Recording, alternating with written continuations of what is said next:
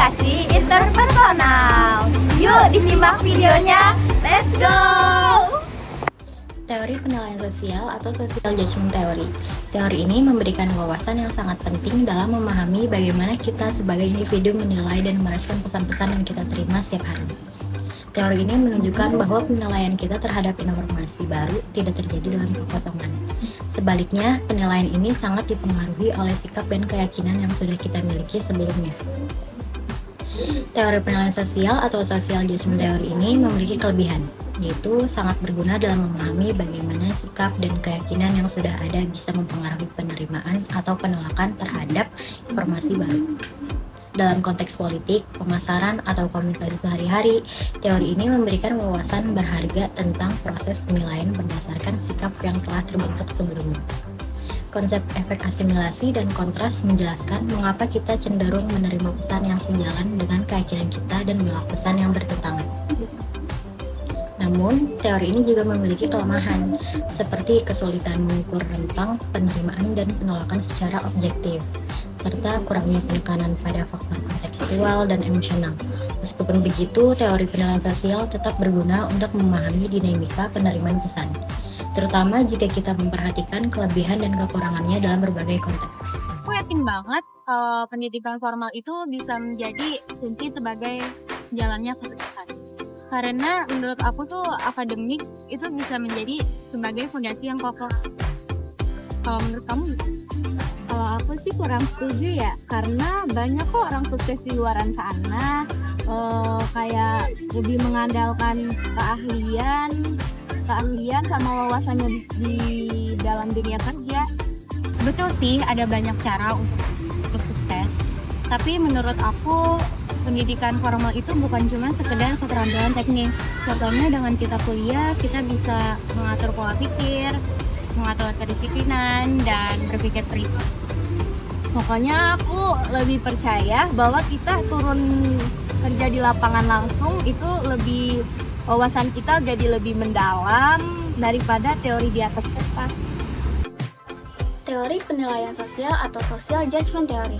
Seseorang yang sangat menghargai pendidikan formal dan percaya bahwa pendidikan akademik adalah jalan terbaik untuk sukses dan cenderung menerima pesan yang mendukung pendengar gelar akademik. Sebaliknya, jika mereka yang mendengar pesan mengatakan bahwa pendidikan formal tidak penting dan pengalaman praktis lebih berharga, mereka mungkin akan menolaknya. Teori pertukaran sosial atau social exchange theory. Teori ini menawarkan perspektif yang sangat berguna dalam memahami dinamika hubungan interpersonal. Teori ini menggambarkan hubungan sebagai serangkaian pertukaran di mana individu berusaha memaksimalkan manfaat dan meminimalkan biaya. Pendekatan ini masuk akal karena pada dasarnya banyak dari kita cenderung mempertimbangkan apa yang kita peroleh dan apa yang kita tidak korbankan dalam setiap interaksi sosial. Teori pertukaran sosial atau social exchange theory memberikan pandangan yang rasional dalam memahami hubungan interpersonal dengan mengevaluasi manfaat dan biaya.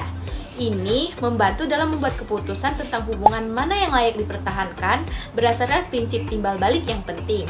Namun, teori ini juga memiliki sisi negatif.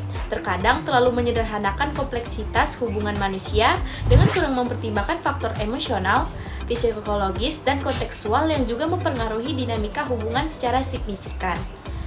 Dalam aplikasinya, penting untuk menggabungkan pemahaman teori ini dengan sensitivitas terhadap aspek-aspek tersebut untuk memperoleh pemahaman yang lebih komprehensif tentang interaksi sosial. Kamu tahu nggak sih, minggu-minggu ini aku lagi seneng banget loh, karena aku bisa ngerjain proyek besar, dan itu juga karena hasil semangat dan dukungan positif kamu loh. Itu karena kamunya juga hebat. Tapi aku seneng sih jadi bagian kesuksesan kamu. Terima kasih ya Sal. Kalau bukan karena kita saling mendukung satu sama lain, kita nggak akan bisa kayak gini, dan aku nggak akan bisa juga ngerjain proyek-proyek besar aku. Sama-sama Del. Tapi kamu ngerasa nggak sih akhir-akhir ini kita ada yang beda gitu? Iya sih, ada sih sedikit. Aku ngerasa kita agak canggung aja gitu Del.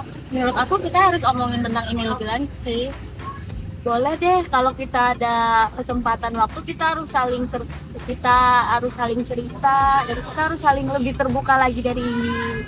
dari seperti kayak biasanya ya. Betul, Del. Teori pertukaran sosial atau social exchange theory berlaku dalam konteks persahabatan. Kita cenderung mempertahankan teman-teman yang memberikan dukungan sosial, hiburan, dan rasa memiliki. Jika persahabatan tersebut mulai terasa berat dengan konflik atau ketidakseimbangan timbal balik, kita mungkin akan mencari teman yang baru dan mengurangi interaksi dengan teman tersebut. Teori disonansi kognitif merupakan alat yang sangat berharga dalam psikologis yang memahami bagaimana kita menanggapi konflik internal antara keyakinan atau nilai dengan tindakan yang kita lakukan.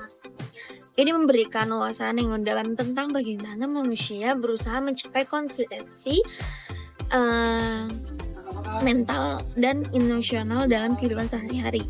Kelebihan utamanya adalah teori ini menggambarkan proses psikologis yang umum terjadi dalam pengambilan keputusan, membantu kita memahami mengapa kita sering merasa tidak nyaman atau tegang ketika kita menemukan ketidakcocokan antara apa yang dipikirkan dan apa yang kita lakukan. Perubahan sikap yang lebih seimbang gitu guys. Namun, teori ini memiliki kelemahan, terutamanya dalam penyederhanaan kompleksitas konflik internal. Manusia tidak selalu mampu untuk mudah mengurangi disonansi kognitifnya hanya dengan mengubah pikiran atau tindakan mereka. Ada banyak faktor lain seperti emosi, budaya, dan konteks sosial yang menurut mempengaruhi bagaimana kita merespon ketidakcocokan. Secara keseluruhan, teori disonansi kognitif adalah alat yang berharga untuk relasi diri dan pengembangan pribadi.